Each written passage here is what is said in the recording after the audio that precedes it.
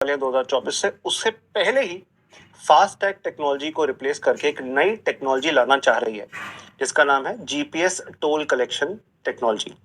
GPS technology के basis पर, जियो positioning satellite के बेसिस पर हम अब टोल कलेक्ट किया करेंगे। अभी तक क्या सिस्टम चल रहा है फास्ट टैग का, आप मेरे पीछे फोटो देख पा रहे हैं कि आपकी गाड़ी के ऊपर एक फास्ट टैग स्टिकर चिपका होता है। जब आप किसी भी टोल तक पहुंचते हो तो RFID टेक्नोलॉजी की मदद से आपका वो फास्ट टैग जो स्टिकर है वो स्कैन होता है और आपके अकाउंट से पैसे कट जाते हैं।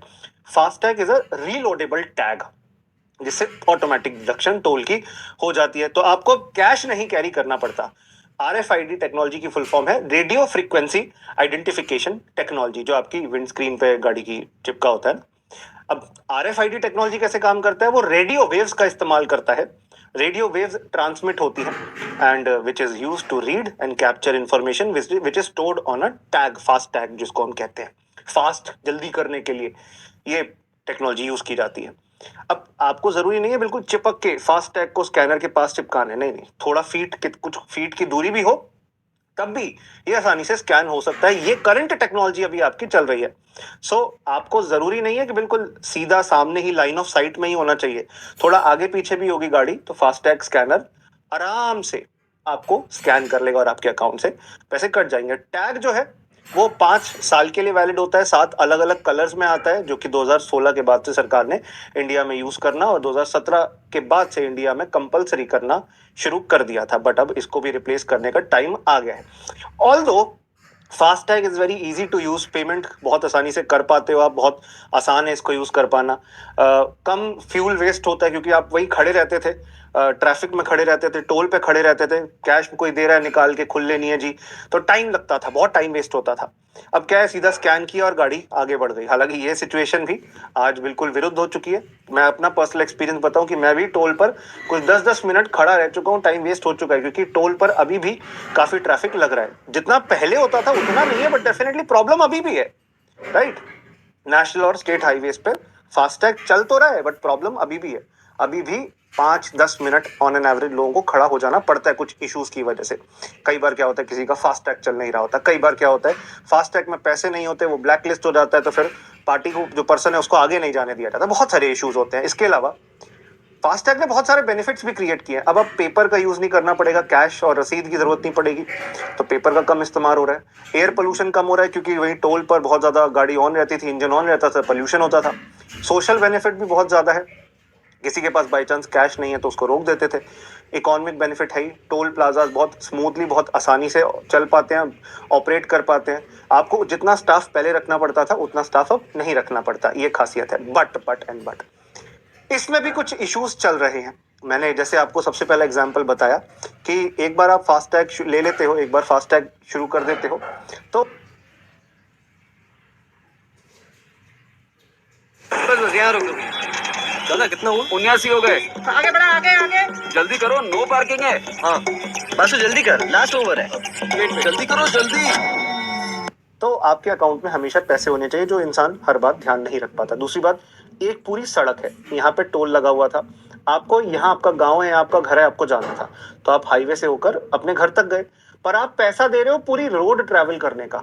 200 किलोमीटर का मान लो पूरा एक रोड है, आपको सिर्फ 50 किलोमीटर जाना है, पर पैसे आप 200 किलोमीटर के हिसाब से दे रहे हो, फास्ट टैग के हिसाब से। तो इसको चेंज करने के लिए GPS based toll collection system Bharat सरकार लाने का सोच रही है। NHAI, national highway authority of India, इसको यूज करेगा, जिससे आसानी से बिना गाड़ियों को रोके टोल की पेमेंट हम कर पाएंगे। It will capture the vehicles registration plate, आपकी गाड़ी का जो रजिस्ट्रेशन पट्टी होती है, नंबर होता है गाड़ी का, जो नंबर है उसको स्कैन किया जाएगा, उसकी फोटो ली जाएगी और आपके अकाउंट से पैसा काट लिया जाएगा। और जीपीएस टेक्नोलॉजी के बेसिस पर इसको वेरीफाई किया जा सकता है। जीपीएस क्या होता है? अरे ये वही टेक्नोलॉजी है जिसके बेसिस पर आपके गूगल मैप्स, मैप माई इंडिया डिवाइसेस चलते हैं। हालांकि भारत के पास खुद का एक ग्लोबल पोजिशनिंग सैटेलाइट का जीपीएस का ऑल्टरनेट है, नाविक उसका नाम है, बट नाविक में अभी भी कुछ ऑपरेशनल इश्यूज आ रहे हैं जिसको यूनिवर्सल अभी तक नहीं कर पाए हैं। तो जीपीएस टेक्नोलॉजी का हम यूज करेंगे ताकि अकाउंट से पैसा कट जाए, कितने किलोमीटर गाड़ी चली है हाईवे पर, इसका रिकॉर्ड मेंटेन किया जाए और उतना ही पैसा काटा जाए। अगर 200 किलोमीटर की रोड है, 50 किलोमीटर ही चले तो पैसा भी 1/4 ही कटना चाहिए। So every vehicle in this GPS based toll collection technology will need an on board unit. गाड़ी के अंदर एक डिवाइस लगा होना चाहिए जो कि जीपीएस के साथ या इंडिया का जो नेटिव है नाविक के साथ, उसके साथ कनेक्टेड होगा। ये ऑन बोर्ड यूनिट आपके मोबाइल वॉलेट के साथ कनेक्टेड रहेगा, जिसमें से पैसा डिडक्ट होता जाएगा। ये इशू जो फास्टैग के साथ हम सामना कर रहे हैं उससे उसके प्रॉब्लम्स को सॉल्व कर पाएगा। जैसे सबसे पहली बात है कि कार्ड आपने विंड स्क्रीन पे चिपकाना होता है, जो कि चोरी हो सकता है या उसको उसको कोई भी over a period of time बार बार इस्तेमाल करने की वजह से हम डैमेज भी कर सकते हैं। कई बार गुम सकता है, फास्टैग गिर गया, राइट, ग्लू उसकी एडहेसिव उसका उतना स्ट्रांग नहीं रहा। दूसरी बात, फास्टैग सिस्टम जो है although it's very fast, but अभी भी गाड़ियों को रुकना पड़ता है। तो मैंने बता ही दिया था आपको, vehicle must wait till the gate is open. अब गेट खुले रहेंगे, आपकी गाड़ी अपने आप सराटे से आगे निकलेगी और सैटेलाइट से अपने आप आपका टोल डिडक्ट हो जाएगा। तो वो रुकने की जो जरूरत पड़ रही थी वो भी नहीं पड़ेगी। It has been observe that sometimes the toll fee is deducted twice. एक बार की यात्रा में 2 बार टोल कट जाता है, ऐसा होता है, मेरे साथ हुआ है। तो ये टेक्निकल ग्लिच की वजह से आपका पैसा डबल डबल कट जाता है, वो इशू भी नहीं होगा। हालांकि इसको बोला जा रहा है कि वो इशू नहीं होगा। We have to see the operational aspect. कोई भी टेक्नोलॉजी फुल प्रूफ नहीं होती है। Some card readers take long time to read and register. मैंने बताया काफी बार स्कैन प्रॉपरली हो नहीं पाता और समय काफी बर्बाद हो जाता है। इसी वजह से वो वेट टाइम खत्म करने का जो पहले प्रॉमिस किया था सरकार ने कि फास्टैग वो वेट टाइम खत्म कर देगी, जो नहीं कर पाया, तो वो जीपीएस टोल कलेक्शन सिस्टम खत्म कर सकता है और टोल बूथ की संख्या इससे कम हो जाएगी। टोल जो कलेक्शन हो रहा है सरकार का वो बढ़ेगा, क्योंकि गाड़ियां जो इधर उधर से निकल जाती थी, अब जीपीएस टेक्नोलॉजी, जीपीएस से कहाँ बच के भागोगे, जीपीएस से कैसे छुप पाओगे। तो GPS tolling satellite based navigation का इस्तेमाल करेगी, जहां पे गाड़ियों को रुकने की जरूरत नहीं है, जितना ट्रैवल किया उतना ही पैसा कटेगा। ये बेनिफिट्स आपको मैंने बताया। तो पेट्रोल कम वेस्ट होगा, आपका जो स्टॉपेज में वेस्ट हो जाता था, राइट, और सरकार जो गाड़ियां छुप जाती थी, बच जाती थी, उनको भी पकड़ पाएगी। तो this is how it works. GPS equipped vehicles create किए जाएंगे जिन पर जीपीएस टेक्नोलॉजी से लैस ऑन बोर्ड यूनिट लगाया जाएगा। माइक्रो कंट्रोल इंटीग्रेशन, जो नए लेटेस्ट जनरेशन वाले बेसिकली कंट्रोलर्स हैं जो गाड़ियों में गवर्नमेंट प्लान करने का सोच रही है, फिट करने का प्लान कर रही है, वो जीपीएस टेक्नोलॉजी से कनेक्टेड होंगे सैटेलाइट से, जिनसे डेटा बहुत आसानी से सरकार कैप्चर कर पाएगी, अथॉरिटीज कैप्चर कर पाएंगी और रेगुलरली मॉनिटर कर पाएंगी। जिससे क्या होगा कि टोल गेट के ऊपर आपको बार बार रुककर जो समय बर्बाद होता है वो नहीं होगा। तो फर्क एक बार अगर हम प्रॉपर टेबल में टैबुलर फॉर्म में देखें, क्योंकि एग्जाम के लिए जीएस पेपर 3 के लिए रेलेवेंट है, ऑल्दो मैं रिपीट कर रहा हूं इसे क्योंकि एग्जाम के लिए रेलेवेंट है, इसलिए रिपीट कर रहा हूं। टेक्नोलॉजी अगर देखेंगे, फास्टैग आरएफआईडी टेक्नोलॉजी पे आधारित है।